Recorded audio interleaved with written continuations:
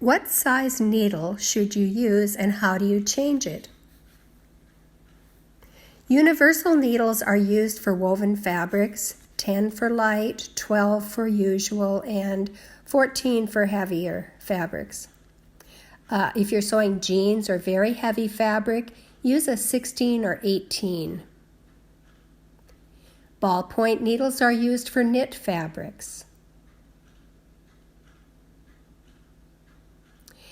You should change your needle after about 8 hours of use, so you can locate a little screw if you have that and use the tool that came with your machine or a small screwdriver. Some machines have a little knob that you just loosen by hand. You simply turn the knob until it's loose enough to remove the needle. When you take it out, you'll notice that your needle is flat on one side. That always faces to the back.